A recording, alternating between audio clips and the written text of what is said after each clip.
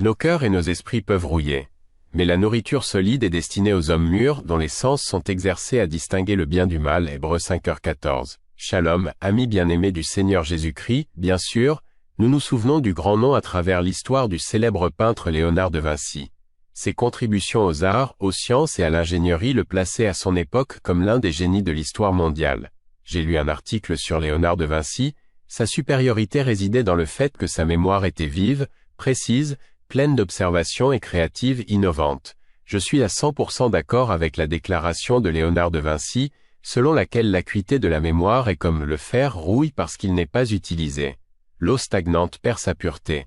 À mon avis, nos cœurs et nos esprits peuvent rouiller, s'ils ne sont pas utilisés. De même, sans travail, notre mémoire s'affaiblira. Demandons à Dieu de nous accorder les cœurs et les esprits au lieu saint de Dieu. J'invite Monsieur Christian Suarto d'Internet Solution 1 Sol à accompagner la louange avec Monsieur Endro Rasno. Je vais me suicider maintenant. À ton lieu, Saint Seigneur. À ton autel je me rends. Toute ma vie, remplis mon cœur maintenant. Avec une nouvelle onction, pour que je puisse être plus. Entendre ta voix. Fais de moi Dieu votre maison de prière pour que toutes les ethnies viennent t'adorer. Jeudi 29 août 2024 vers 6h30, j'ai reçu une réponse d'une dame à la retraite de PWNDIP, Madame Rusty. Créativité, innovation de plus en plus sauvage et maléfique, tous les moyens sont permis, folle de richesse, de trône et de position. Nous aussi, les disciples du Christ, peuvent aussi connaître la stagnation dans nos vies qui ont le caractère et l'intégrité du Christ 14.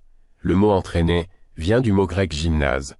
Le mot est lié à la description des sports qui doivent être pratiqués dans un gymnase, de manière disciplinée.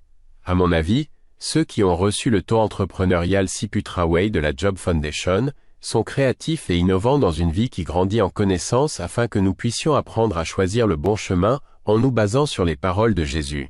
Christ, essayons de maintenir la santé spirituelle afin que nos cœurs et nos esprits ne se rouillent pas, parce qu'ils ne sont pas utilisés. Amen. L'inspiration d'aujourd'hui.